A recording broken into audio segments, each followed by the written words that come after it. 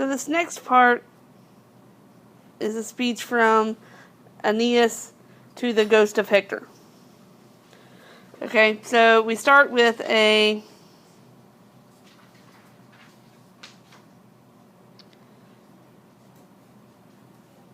video in the passive. Okay, remember that video in the passive means to seem. Okay, so it's like, I seemed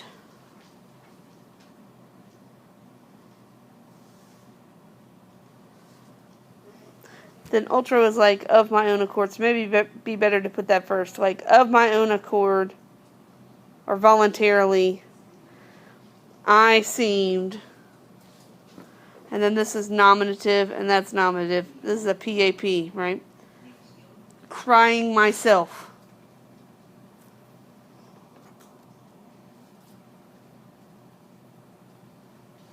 Right? Because what does Aeneas do but cry?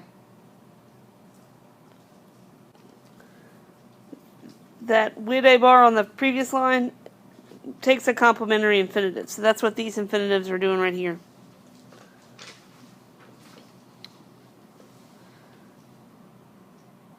To address the hero, or the man, to address the man, which is Hector, and to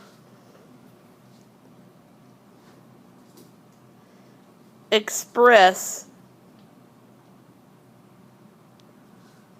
sad voices. Okay, I don't know why he's hearing multiple voices, but hey, we're rolling with it. So this is what Aeneas says to Hector.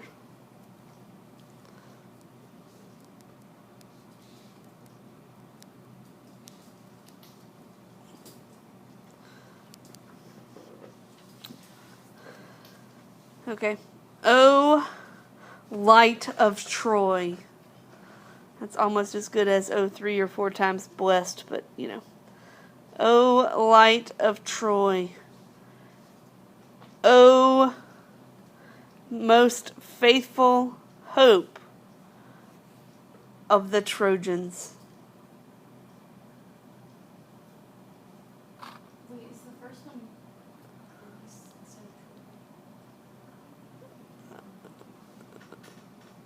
Oh. Oh wait, no, it's not.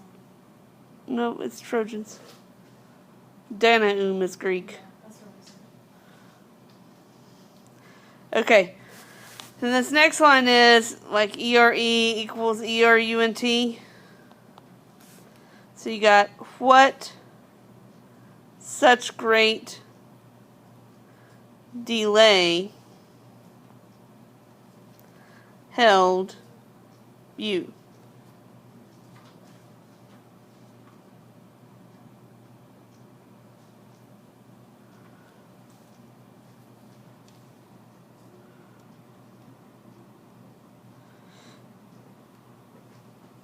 Okay, now he like directly addresses Hector. So it's like, Hector, from which shores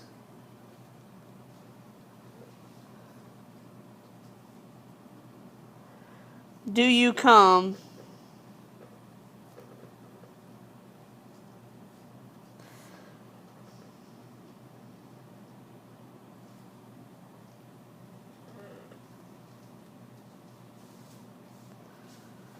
Like, awaited. So this is not a imperative, right? You might get that confused because you got that TE right there. Okay, but it's not. It's the vocative of a perfect passive participle. So you could say, do you come having been expected? So this goes back to Hector.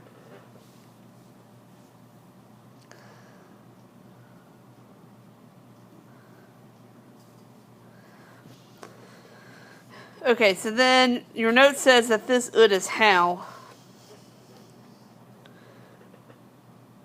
And then you got to go down here to this is your verb and your subject is we.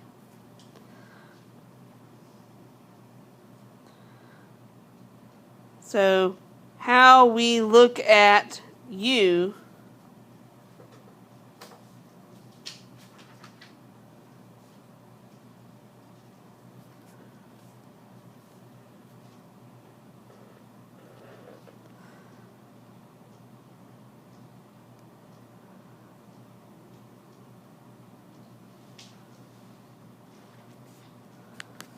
Okay, tired after many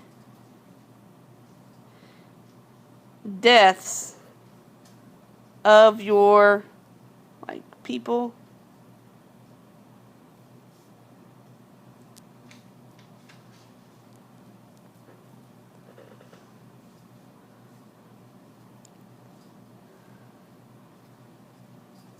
And then after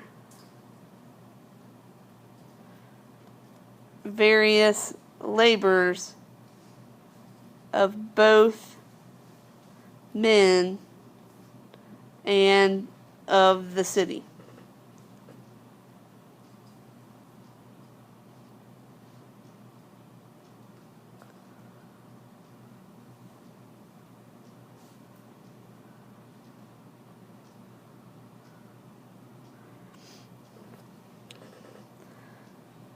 Okay, so then all these next ones are your subject, and your verb is foided on the next screen. Okay, so what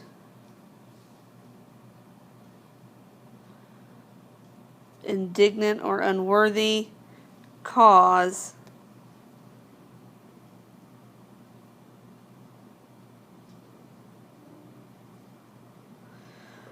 like foidoed is like fouled up or like make ugly to mar. So has fouled, F-O-U, not with two L's, your serene, and this goes with Woltus on the next line, faces.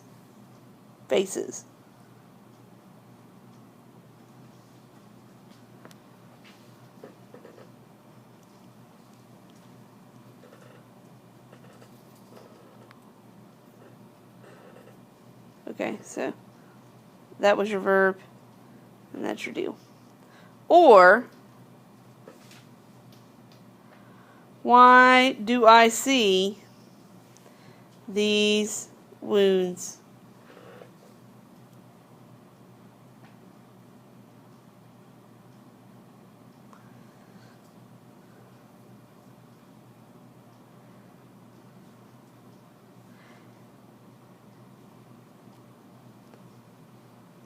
Okay, so in this one, this next sentence, your note says to put like a says in here. Okay, so he says nothing. So who is this he?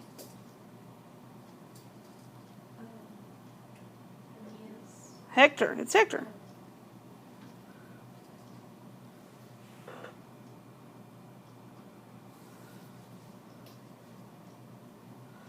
Okay, so he says nothing.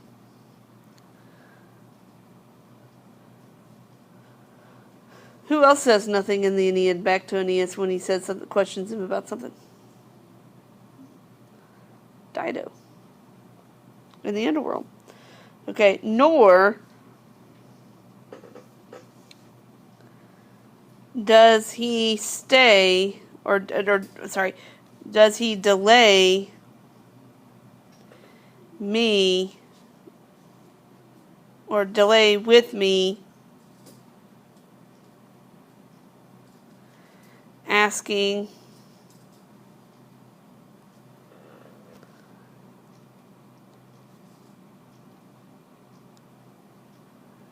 vain things. Well, I said that was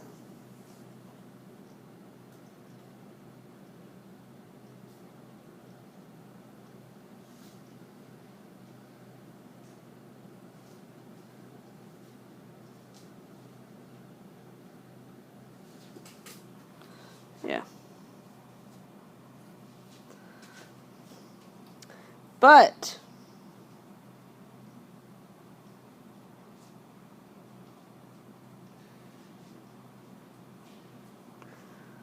okay, then you got this present active participle, that's your nominative. So, leading a serious, or leading a groan, this is an adverb, seriously from the bottom of his heart.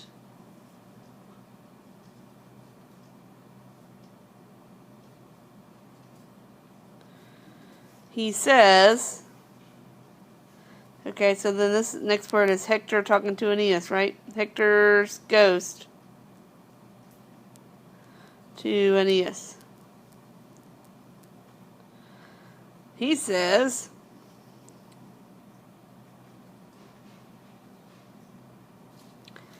alas, flee!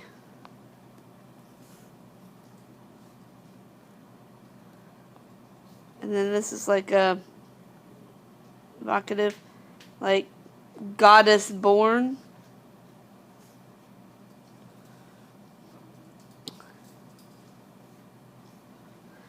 And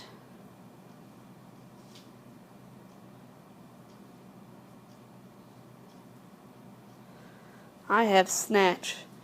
And snatch away. I don't even like snatch. I'm using snatch. I'm going with it. Snatch away yourself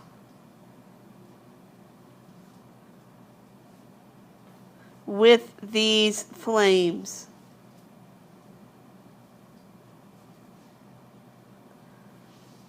Okay, what is he talking about? Flames.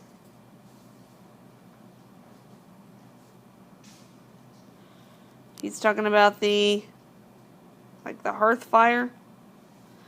Well, hold on. Maybe it's snatch yourself away from these flames.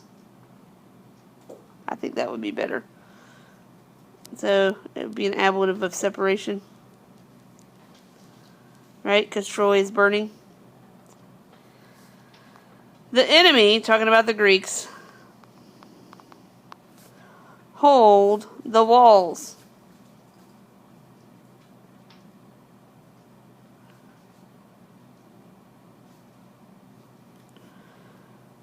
Troy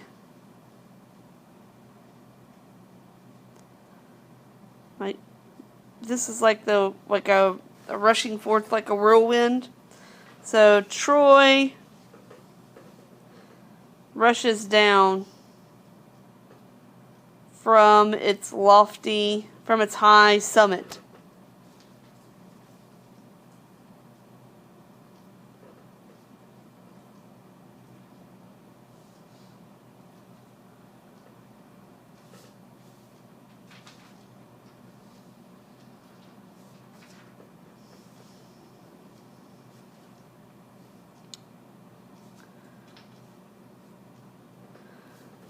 Okay, so this is like a short form of satis. So that means enough has been given to the fatherland and to Priam.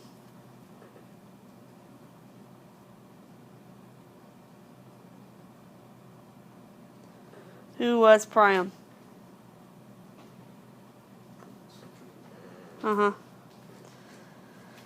Okay, so if, and then Pergam is another name for Troy. If Troy, okay, save this dextra, it's going to be right hand in just a minute.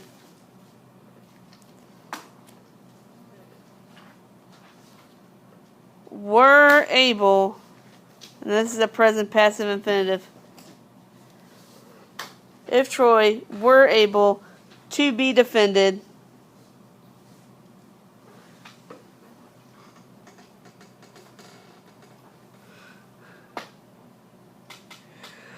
by your right hand,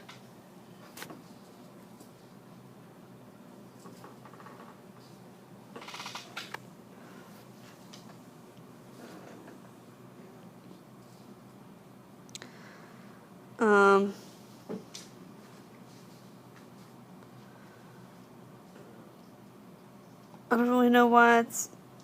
Okay, so I'm going to say it would have been defended even by this hand. So in other words, he's saying if any right hand could have saved Troy, I would have done it myself because I'm Hector, and that's my job. Right? So, it's a pretty hopeless situation.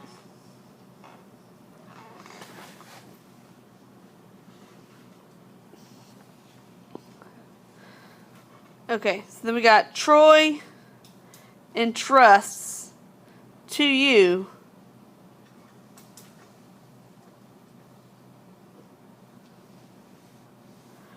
the sacred rites and their own household gods, or their own penates.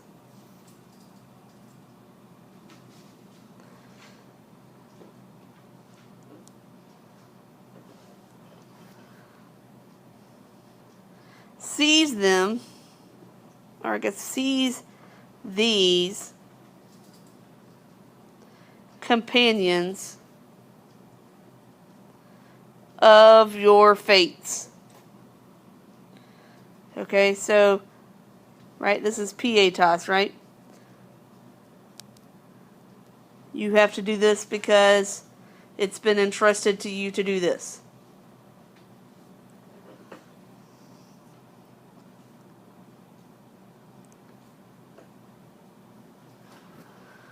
Okay, so this looks like it's an imperative. It looks like an infinitive because it's a deponent verb. Remember that from Latin 2? Of course you do. Okay, seek the great walls for these.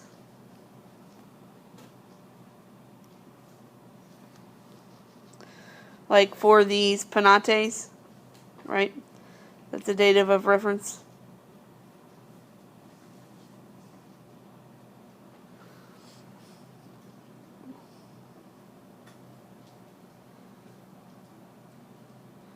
Which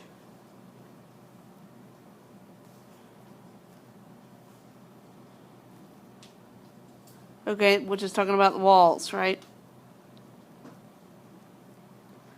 You will stand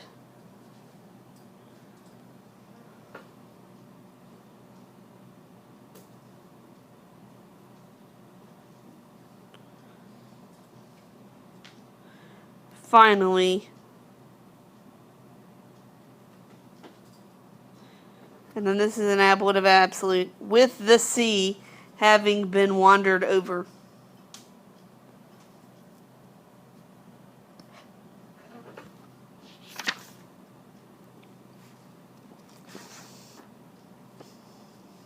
Okay, so this is kind of his charge to Aeneas.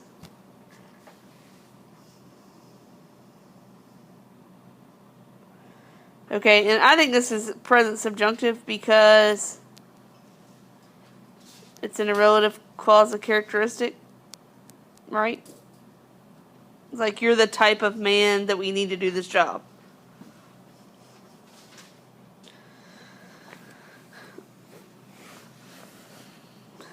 Okay, so then what does Hector do? He speaks in this way, and he brings out with his hands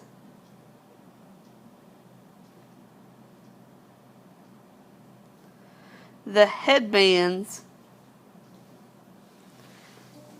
and powerful Vesta. Okay, which Vesta is the goddess of the hearth. This is like the hearth fires. Right? It's metonymy for the hearth fires.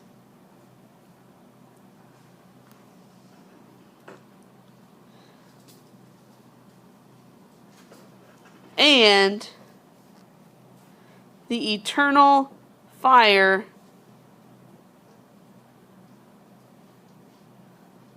no. Yeah, the eternal fire from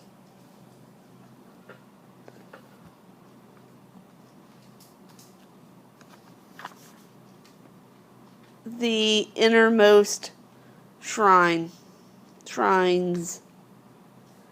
It says the sacred fire of Vesta, which was never allowed to go out, and from which there was always kindled the fire which was given to each colony sent out for Rome. Dun dun dun. This is a golden line. Yes, it is.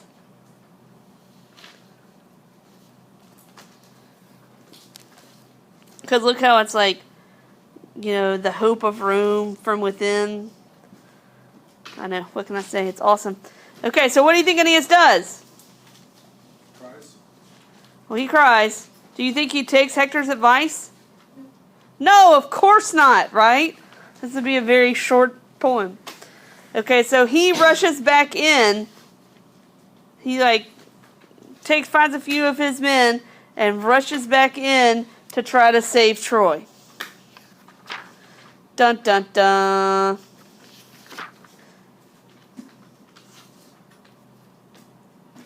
So it says, Aeneas and his comrades gained some initial successes, and on the advice of Corobius, one of their men, they exchanged their own armor for that of the Greeks they had slain. Right? Every cartoon does this. This trick gives them an advantage, and their success increases. So basically, they get into Greek clothing, and they act like Greeks, and then they go kill the Greeks. And it says, the Trojans, disguised in Greek armor, see Cassandra, who was the fiancée of Corobius, being dragged from the shrine of Minerva by Ajax and his comrades. In trying to rescue her, Corobius is killed, and the other Trojans are overwhelmed by the weapons of their friends, who don't know that they are Trojans dressed in Greek armor. Right? That always happens in the cartoons.